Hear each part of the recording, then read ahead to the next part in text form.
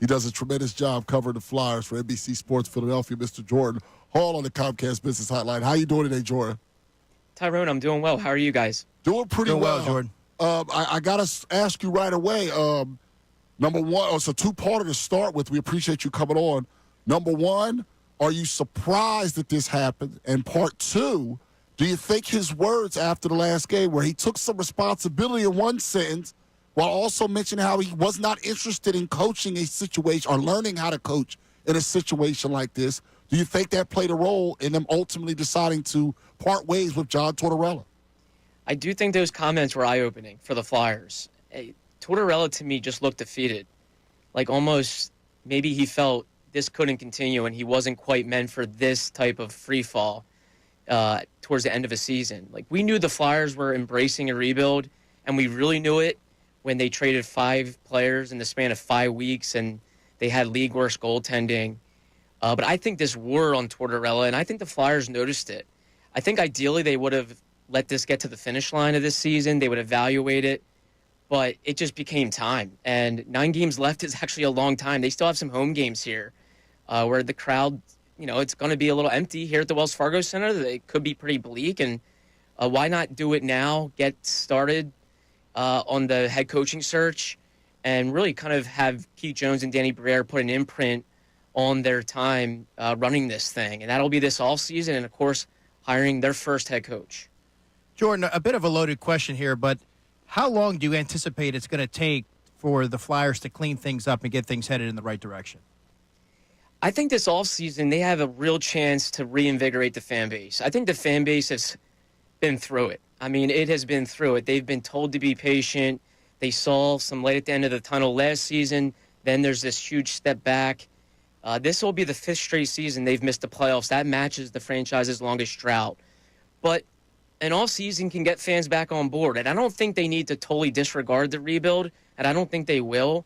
But they have a chance to excite the fans again with a lot of assets. One, they're going to have money coming off their cap. They should have more cap space to potentially add and maybe fill a couple holes via free agency or even trade. And they have 7 picks in the first 2 rounds of this draft, 3 first-rounders. So they have a lot of assets. They could use those picks on players, or they could use them in trades. So I think this offseason is going to be pivotal to get this kind of moving forward again and not have the fans feel like, when is the rebuild finally going to kind of fruit into some results? I don't think they're going to become a contender this offseason, but I do think they have a chance to make the roster into a better makeup. They have a chance to add to their prospect pool and just get the fans feeling positive about things again.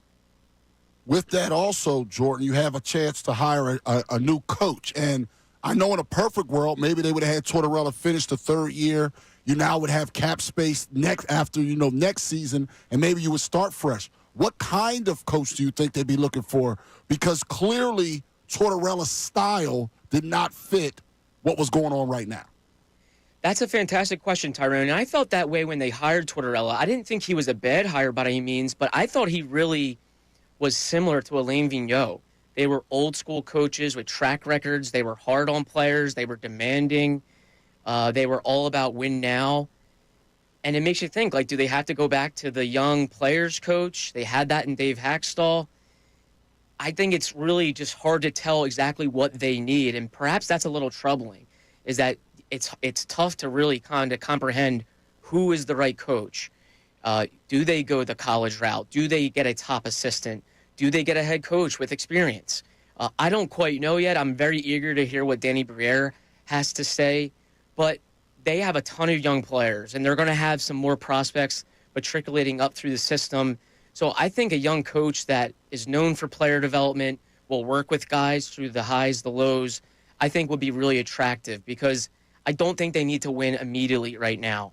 It's important to get some wins and to kind of get back on track, but they don't need to be a contender now. So get a coach that is going to be patient, and that Flyers can be patient with that coach as well. What can you tell us about Brad Shaw, and are you expecting anything new? Are you expecting him to shake things up at all? I don't expect any significant shakeups. I think he's a super bright hockey mind. He runs their penalty kill, and he oversees their defensemen. And their defensemen have seen a lot of growth under Brad Shaw. John Tortorella raved about him, and He did really good work with their penalty kill last year. They led the league in shorthanded goals last season. It was a huge reason why they were even in the playoff race. He's a bright mind, but can he salvage anything in 9 games? Not really. I think he'll be considered for the head coaching job, but I'm not sure he'll be a real serious candidate. He might even want to go elsewhere and find a new assistant job, or maybe even vie for a head coaching job elsewhere. But a really good coach, a player's coach, a guy that when you talk to him, you can tell he communicates with players. Players like him. He goes over film with them. A really bright hockey mind that I think will be good to kind of just get them into the all season and make sure maybe some young players develop over these last 9 games. We're speaking with Jordan Hall. He does a tremendous job covering the Flyers for NBC Sports Philadelphia. I want to ask one thing that I found odd and help me with this. Unless I'm crazy, Tortorella didn't seem like the type to a lot of praise a lot of guys publicly. In fact, he would more go the opposite way and be overly negative at times. I felt at times for no reason, but I know I'm not. I thought at times for no reason. But yet he kept on doubling and tripling down on his power play coach, Rocky Thompson, even though they were dead last in the power play. You being around it all the time and seeing how poor this power play was, did you find it odd that he would be negative towards Missanelli, or get mad when you guys would ask about him if he had a good game, but then go out of his way to be overly positive about a coach who I know he didn't have personnel, but for the last 3 years has had the worst power play in all of the sport? No, Rocky deserves criticism. The power play deserves criticism. I mean, it's been a problem before Rocky Thompson's time, to be fair to him, but it hasn't gotten better. Tyrone, I wasn't super surprised because Tortorella is immensely loyal. I mean, he's nothing if he's not loyal. I remember before Chuck Fletcher was fired, a week before he got fired after that trade deadline mishap where he didn't move James Van Riemsdyk, Tortorella defended his GM and had his back and talked like openly about defending his guys. And I think that's the way he is. And like, I think he deserves some credit for that. When his guys feel like they're getting pressure, they're getting heat, Tortorella kind of gets into the bunker with them and defends them. Now, he doesn't always do that with his players because he likes to be hard on his players, and they're obviously, they're a step down from Tortorella. But when it comes to his coaches, his GMs, his people that he works closely with, he'll go to war for those guys. So it didn't surprise me a ton, but it did surprise me that he changed his tune recently on the power play. Last year, he admitted they did not have a huge personnel issue. He thought they had players on it that could make them better. So he said, hey, we got to look at ourselves. And then recently, he defended Rocky Thompson, and he kind of pinned it on personnel and said they need a power play quarterback. They need more talent. So I thought he changed his tune a little bit there, and that was a little surprising. But he goes to war for his guys, and I think Rocky Thompson is one of his guys. Last thing, Jordan.